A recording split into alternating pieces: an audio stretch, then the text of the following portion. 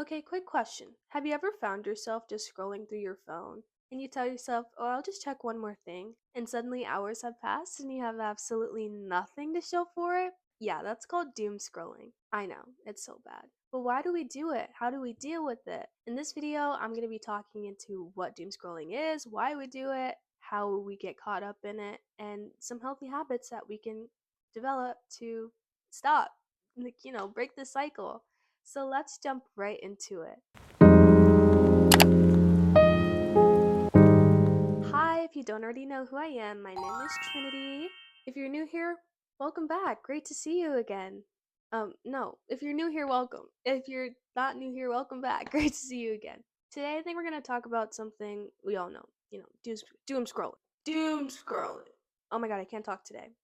If you've ever found yourself scrolling through YouTube videos, Pinterest pins, or like random news articles, only to look up and realize hours have gone by and you have nothing to show for it, you're at a loss of words.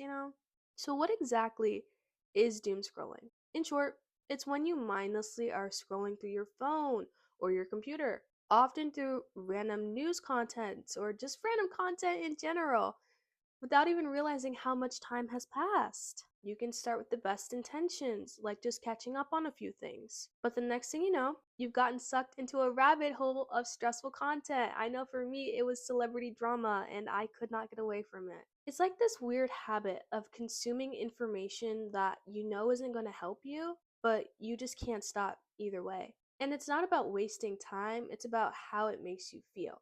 Most of the content you're consuming is not exactly uplifting, and yet we keep going back for it.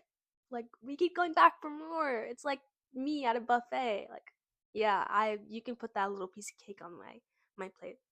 I'll be back. So why do we do it? Well, there's actually a scientific reason behind it. Our brains are hardwired to pay attention to things that feel like a threat, right? In the past, staying alert to danger was essential for our survival, whether it was a predator or something that, could kill us. But today we get bombarded with threats that are more about stress, anxiety, and sometimes random drama. Yeah. We feel like we have to stay informed or up to date, and so we keep scrolling. But here's the catch: the more negative stuff we consume, the more stress hormones like cortisol flood our systems. It's not great. It's not great. So, even if you're just watching a bunch of YouTube videos or reading articles about the state of the world, it's going to stress you out and it's going to take a toll on your mental stability without mental stability, mental wellness. It's going to take a toll on you mentally. Ooh, whoa, sorry. Oh, mm. The scrolling keeps going and the anxiety keeps piling up. I don't know why we do it. I just told you why, but we just keep going back for it. I'll be honest with you. I've recently had one of those days where I had a lot going on. I had school and assignments to finish and after school programs to go to. A lot of things were on my plate, but instead of winding down after all of that, I spent time on my phone. I wasn't on Instagram or TikTok or any of those social media platforms, but it was just YouTube and Pinterest, and I was just looking through videos and thinking to myself, "Oh, let me click this. Let me click on this." I don't even know what I started watching initially, but I know I ended on watching reptile aquascaping. So, you see, it was a little rabbit hole, and I had nothing. I know I originally started off watching something absolutely opposite to that. So yeah, you can definitely waste your time. I don't. I had fun watching it, but now that I look back, I see it wasn't very productive use of my time. Same thing on Pinterest. One pin leads to another. You don't go on Pinterest and go like, let me spend 10 hours on here. Obviously, that's an exaggeration, but you're not gonna go on to the website and be like, okay, I'm gonna sit here for 2 hours. No, that just happens because you get distracted.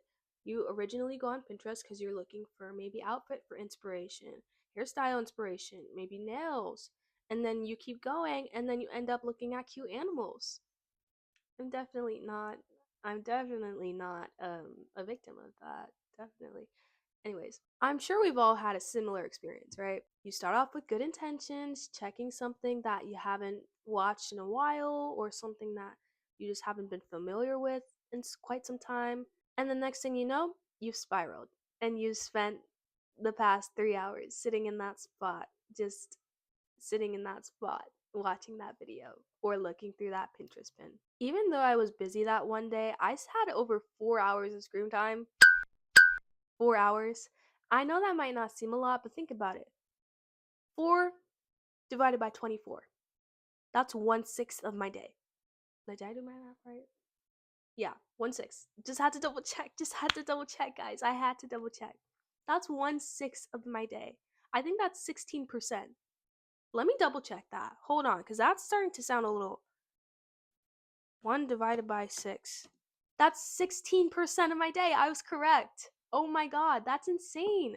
That might not sound a lot. 4 hours of screen time is a lot. You are spending 1/6 of your day on your phone. And that was a busy day for me. I felt like things were constantly happening. I had to do this, I had to do that. Why is my leg up? Why am I sitting like this? Sorry. But it's a lot. Oh my god. Let me go back to what I was talking about. Sorry. It was a little. I have my little notes here about what I want to talk about. Sorry, let me get back to that. I was busy that day, but I still ended up wasting so much time. Like, how is that even possible? So, what's the big deal with all this? Why does it matter if we keep spending a few hours scrolling on our laptops? Like, oh, it's fine. It's me decompressing. It's okay. It's really not that big a deal. For one, it is a massive time sink. We are all so busy these days, and the last thing we need is to have our time slip away to something that's completely unproductive. That time could be used to do something meaningful, something that's going to better your future. I don't know, better the choices you make, better your tomorrow. Let's say that. Whether that's tackling assignments or just sitting down to read or like calling up your friends, seeing what they're doing.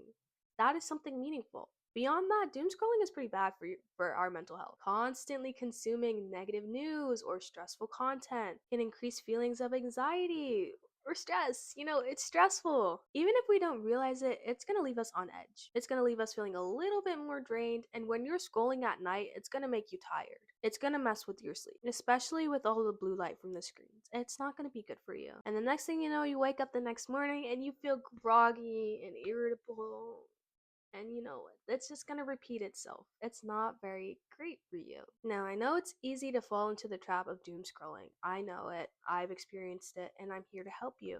There are ways to break the cycle. So here are a few habits that I found to be incredibly helpful, and maybe they'll work for you too. You never know. Number 1, set screen time limits. I know this sounds really bad, but most phones have built-in screen time like systems that you can enable, and it'll just give you a reminder. It'll be like, hey, you spent a lot of time on this app today. Get off. Put your phone down. We're done. This is it. I find it incredibly helpful to just give me a reminder that, hey, you've been on your phone.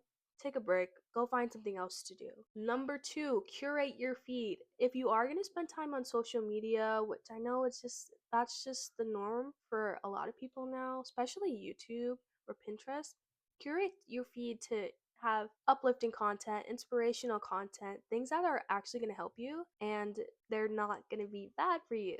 You know what I mean? Yeah, definitely start unfollowing accounts that are just constantly posting negative content. You don't need that in your life. You don't need to be watching that 24/7.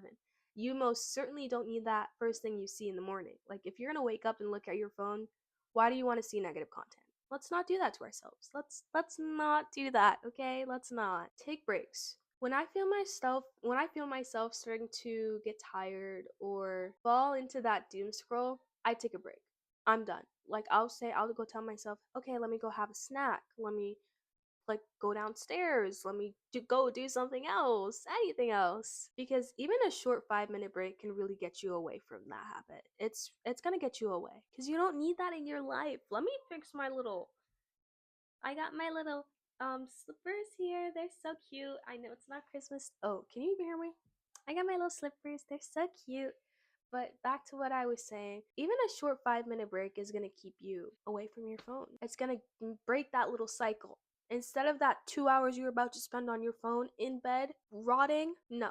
You are gonna go use the bathroom, stretch, take a break, grab a glass of water, something that breaks the cycle, okay?